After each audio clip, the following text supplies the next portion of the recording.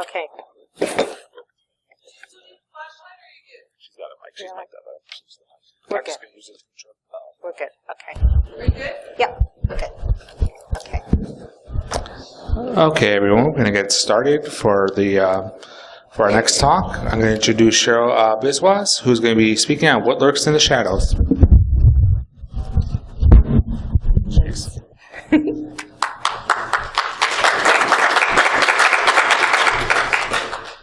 Hi, everybody. Welcome. And it is really great to be here. So I am Cheryl Biswas, and my talk today is What Lurks in the Shadow, addressing the growing danger, the risk of shadow IT and shadow data. But first, it is 5 o'clock, so here's the deal. Every time you hear me say BYOD, I want you to take a sip, if you've brought something with you. Okay? All right, a little bit about me. I'm the Associate Security Officer with JIG Technologies in Toronto, Canada, and I'm also an analyst, researcher, and writer. I've always loved tech, and I think I discovered my inner hacker when I learned how to use computers and teach myself, and then I discovered InfoSec about a year ago, and I never want to leave. So the opinions in this piece and this piece are my own. There was a time when the security lords ruled, and mere mortals only had the devices they were granted and the access that they were given. Companies had standards. You remember those. If you wanted a better, faster printer, well, it had to be on the approved equipment list. If you wanted the latest and greatest version of Microsoft Word, too bad, not until the company was ready to roll that out. And if the company wasn't ready, well, you were out of luck. The decisions took time, and you didn't always get the answer that you wanted. It was easier then to regulate things because there were fewer things to regulate. Mobility wasn't an issue because it wasn't even a consideration. The available tech was enough to get the job done. But that's the problem, because tech is always evolving to do more, better, and faster. Well, how do you do more, better, and faster? Anybody? One word. Mobile. Because the internet had become this happen in place. And you could sign on any time to do anything. You could access all the data that you wanted when you wanted it. But only with the newest, fastest stuff. And was that on the approved standards list? No. Regulating tech was getting in the way of getting stuff done. And that's when security became an inconvenience. So what did people do to get what they wanted? BYOD. Everyone brings anything into work and they plug it in. Be afraid. Be very afraid. Because we can't see all the stuff all the time. So what do? Do you accept it? Regulate it? Do you ban it? Well, according to Pony Express, 74% of companies are adopting BYOD policies. They need visibility into all devices on or around their networks. Because the reality is that employees can, and often will, bypass your policy. Sometimes by accident, and sometimes on purpose. Which is bad because now there is the Internet of Things. Yet even more stuff that plugs in. And who uses all the stuff? People. They are the unknown quantity. And they are the constant variable in a security equation we just cannot seem to solve. Which, for InfoSec anyway, is a very real fear of the unknown. What do they do with all those devices? And what do they do with all that stuff? With all the data? How do we control what we don't know? Welcome to the Mordor of Security, where the eye of BYOD reigns supreme. Easy-to-use devices are everywhere. They're creating an unprecedented level of user entitlement, and a little knowledge has become a very dangerous thing as people continue to plug in and help themselves to data and to network access. So what happens when employees and users take it upon themselves to decide what devices they want to use and how they want to implement them? Shadow IT, shadow data. So here's the deal. As the Internet of Things proliferates and human nature takes its course, we cannot out-engineer human susceptibility and failings. So that device and the freedom to see it, to use it as the user sees fit, override anything that we've got in place. And then there are the tech-savvy staff who take it upon themselves to do their own IT under their own autonomy, also known as the rogue IT department. Because, hey, who needs guidelines when you've got Google? And in the world of shadow IT, shadow data, rules are known but they're not observed. Risks are taken regardless of known consequences. And keep it secret definitely does not keep IT safe. We've got a problem, and it's more than just devices. In our corporate realm, we've got regular users and super users, for good reason. We need privileges in order to do certain things, and then we need privilege hierarchies to establish the right levels of access. But here's the problem. With great power comes great responsibility. And so, with those higher levels of privilege come higher levels of risk. The problem is that what we're seeing here is happening in organizations and companies. It's a less discriminating assignment of privilege. According to Erica Tchaikovsky, while 92% of organizations in the United States have some user monitoring in place, only 56% are handling privileged identity management. And almost a third of those companies don't have somebody actually analyzing or even auditing how and when employees or contractors are getting that privileged access onto systems, even doing a bi-weekly basis. I've got a question for you. How many of you do regular password updates? See, that's good. So we've got about 58% of organizations doing them. Now, what percentage of IT decision makers do you think share their credentials with other employees? Shout out a number. How much? Yeah, actually, that's very good. Yeah. Well, they're rounding it at about 60%, but I think that's lowballing it. Yes. And from 200 of those decision makers, they found that 52% of US-based IT employees, that's just in the US, share their credentials with contractors. I think we know all about this one. IT departments often give non-technical execs broad privileges because it's easier to give more freedom than it is to get yelled at. But now this approach is extending down into the ranks of ordinary employees. So we have all these devices and a pervasive BYOD culture demanding access to the networks and to the data. All that lovely big data. Oh, the pressure, right? So we comply. And we keep opening doors that we should just keep closed. And as the culture grows, so does this sense of entitlement. And it spreads like a shadow across organizations. For businesses, it's a cost-saving measure and a convenience, but businesses, they really need to heed this warning. When you agree to BYOD policies, you put employees within the security chain. Privilege loses its meaning when that account status is being freely handed out. Yes, we've got cutbacks and reductions, and that means fewer guardians at the gate for IT. but we're under constant pressure to keep things running and to meet deadlines. So we resort to the path of least resistance, and we look to simplify the process.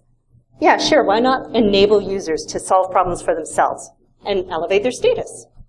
Or why not let marketing have access to all the data? Because they're just running reports, right? Or sure, we'll just let people update the social media accounts. Because really, what can go wrong? Well, is there a problem? We know there is. Because all a hacker needs is that one key word to get in. And once in, they can find their way through the labyrinth of security as easy as a rat through a series of tunnels.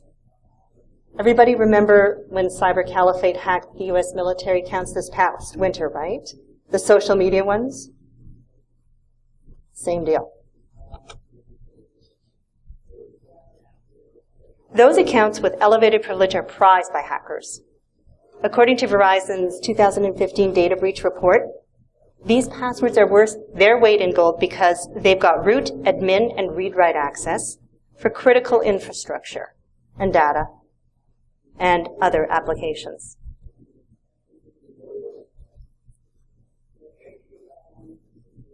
Well, we know what happens when security patches aren't updated and how easily it is for hackers to exploit those flaws. We've just been through a rash of 0 days. Thank you, hacking team. Let's see, there was Adobe Crash, no, I mean Flash. There was Internet Explorer. There's always WordPress. And then this past fall, who can remember? No, who can forget? Shell Shock and Bash, which we are still seeing today. It's one thing to try and keep all of our corporate devices patched, but try enforcing that with individuals. So, what happens when individuals operate as individuals and they make independent decisions about data storage and transmission? This is why we can't have nice things.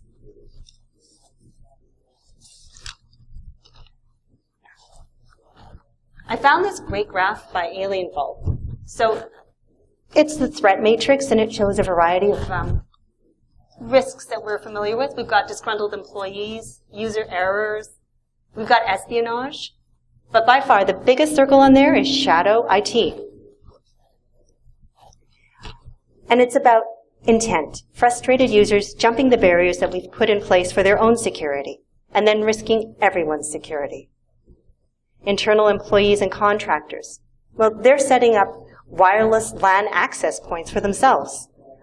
We've got people using personal tech for business functions with no formal BYOD policies in place to govern them.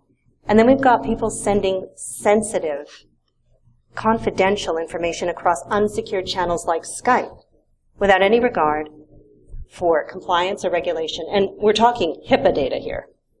So what do you do when your greatest security risk comes from within? Welcome to Gen Mobile.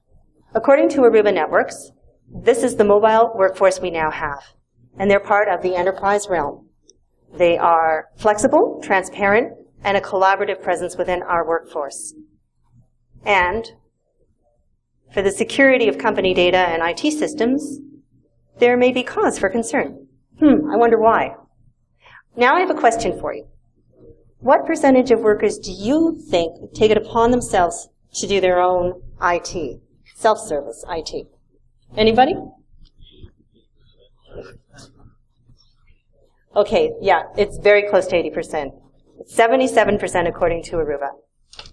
I say, hello, Shadow. And businesses just aren't ready. They didn't see this coming, so they didn't put provisions in place. Stats show that over 37% of them don't have a mobile security policy in place. And as for enforcing things like password protection on mobile corporate devices, 1 in 5 users do not do that. We're battling a culture of indifference. We've got people sidestepping company policy in favor of expediency, which happens everywhere, every day, because it's easier just to download the software than it is to go through corporate policy. Again, in that recent study by Ariba Networks, 11,500 workers were surveyed and across 23 countries. Hands up if some of these things are problems you're dealing with on a daily basis. Sharing is the norm of devices, data, and passwords. That indifference towards security is somebody else's problem. Yeah. Or self-empowerment. Yeah.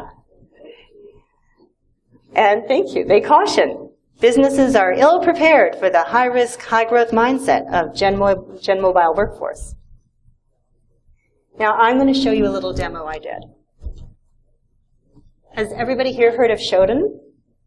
If not, it's very cool. So this site lets you see all the internet connections in real time. And you can do a variety of searches. You can go by device, by country, by company, by password. And what happens if we enter default? Well, let's just say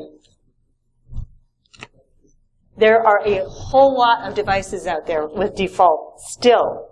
This is very current, still as that password. So what happens if I modified the search a little, which I did, and I looked specifically within the highest ranking country, and I found the highest ranking city, which was Brooklyn. And then I zoomed in on Brooklyn, and you can see that's a street, and there's an actual building there, and I can see a whole lot more than makes me feel comfortable. That stuff I shouldn't be seeing. That stuff nobody should be seeing, right? It really is that bad. So how do we regulate a society that's essentially device-driven? Because it isn't just the servers and the desktops at the office. Everywhere we go and anything we touch, we're connected. We're talking Fitbits, Apple Watches, smartphones, flash drives. The ability to portably plug in and then help ourselves is one we don't fully understand, and we've lost any control over it that we even had. Current rules can't apply when the game itself has changed. And clearly, what was working is no longer working. Just say no? Yeah, if only it were that easy. So maybe it's a matter of regaining control. Could we get corporations to adopt and enforce the rules of least privilege? Well, the original concept came about 40 years ago. And you could reference that paper back to Sans, but I think we've moved past that point. The reality is that this is a hard concept to sell.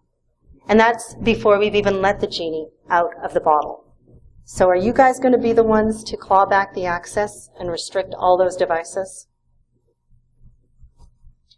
Training and awareness are a given. And if we do them regularly and not reactively, it'll pay off. Because knowledge is power. And it can help us create the culture that we need to forge security out of insecurity. And then there's inventory and monitoring, and these are musts.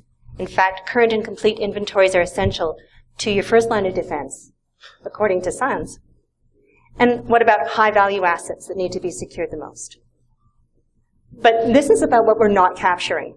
If we're really going to catch stuff in time, what we need is to be tracking all the people and all their devices all the time. We could keep asking nicely, but when that doesn't work, we need to get our heads in the cloud. How many of you are having issues with cloud-based free-for-all at your workplace? Yeah.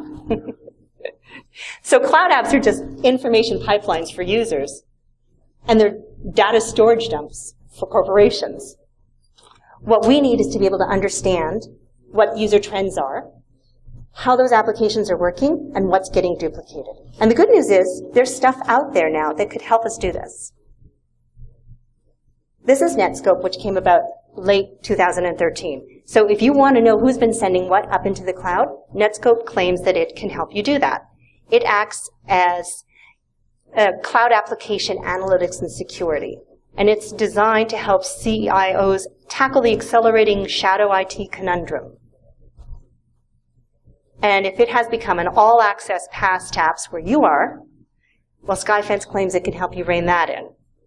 It's designed to help you enforce data leakage policy, and it uses all the right buzzwords. Visibility, compliance, shadow, and it is all about taking back control. But then there's this. Keep your friends close, but your enemies closer. Now this may sound radical, but what if we found a way to work with the people who keep jumping and bypassing the rules? Hello folks, I'm Geek here.